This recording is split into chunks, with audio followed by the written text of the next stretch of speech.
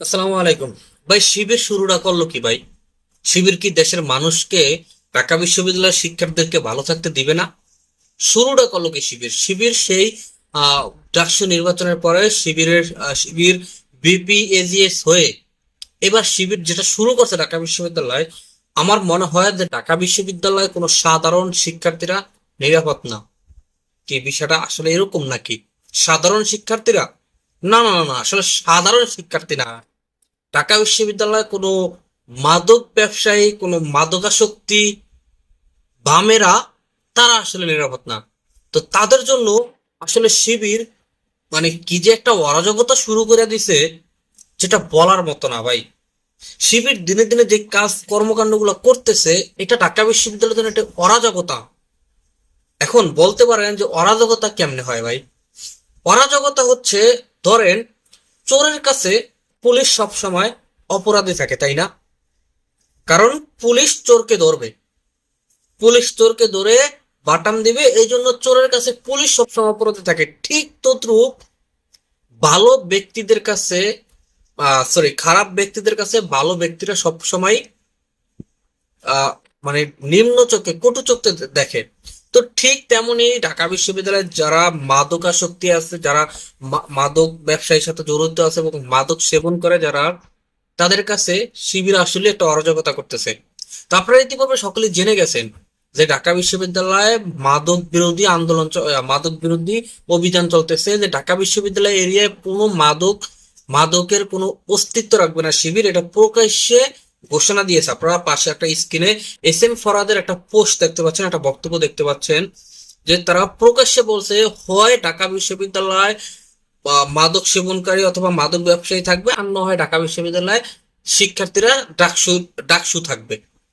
মানে কত বড় একটা কথা। অন্যদিকে আমাদের রাকিব চাচা, ওই যে আদু ভাইয়ের কথা মনে আছে আপনাদের?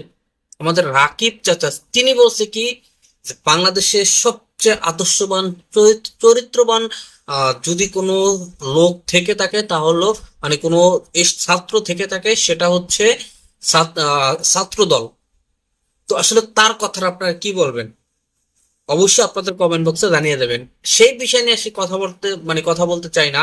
তো এখন ঢাকা বিশ্ববিদ্যালয় শিবির যেটা করতেছে, এটাতে কিন্তু বামেরা এবং ছাত্র দলও কিন্তু তারা ব্যাপক বিপাকে আছে। কারণ কোনো আহ, আহ, কোনো সরকার আমল অথবা কোনো ডাকসু বিপির আমলে এই ধরনের পদক্ষেপ নেওয়া হয় নাই। আপনি বিপি নূর বলেন, আপনি বিএনপির পক্ষ থেকে বলেন, যত এই পর্যন্ত যারা ডাকসুতে আসছিল তাদের কারো আমলে এই ধরনের পদক্ষেপ নেওয়া হয় নাই। বর্তমানে তিনি শিবিরের সভাপতি সাদিক কায়ুম, ঢাকা বিশ্ববিদ্যালয়ের সভাপতি সাদিক কায়ুম ভাই বিপি হওয়ার পরে যেই বাজে পদক্ষেপগুলো স্টেপ বাই স্টেপ নিতেছে, এটা আদৌ পর্যন্ত হয় নাই। এবং তাদের এই পদক্ষেপগুলো মোকাবেলা করতে না পেরে পাগল ছাগলের মতো এমন এমন কিছু কথা বলে বিএনপির ঊর্ধ্বতম আহ, নেতাকর্মীরা, সেটাও কিনা খুবই হাস্যকর। আপনারা কিন্তু সকলেই বিষয়টা দেখছেন যে ঢাকা বিশ্ববিদ্যালয় শিবিরের ভিপি প্রার্থী বা শিবিরের পক্ষ থেকে বেশ কিছু খানা টেবিল এবং আলমারি এই ধরনের গিফট করা হয়েছে। অত্যন্ত শিক্ষার্থীদের জন্য অত্যন্ত ভালো একটা বিষয়, সেইটাকেও মেনে নিতে পারে না। সেটার বিরোধিতা কিভাবে করবে সেটা কিন্তু আপনারা ইতিপূর্বে দেখছেন। তো অনেকেই বলে যে জামাত ক্ষমতা আসলে কি করবে, আসলে এটাই হচ্ছে তাদের সবচেয়ে বড় নমুনা, যে জামাত ইসলাম ক্ষমতায় আসলে কি করবে। পুরো দেশটাকে দুর্নীতি মুক্ত, মাদক মুক্ত করে ইনশাআল্লাহ দেশটাকে একটা সোনার দেশ হিসেবে উপহার দিবে। আপনাদের কি মনে হয়? অবশ্যই কমেন্ট বক্সে জানিয়ে দেবেন। আজকের মতো ভিডিও এখানে শেষ করছি, দেখাবে পরবর্তী অন্য কোনো ভিডিওতে। সেই পর্যন্ত ভালো ভালো থাকবেন, সুস্থ থাকবেন। আল্লাহ হাফেজ।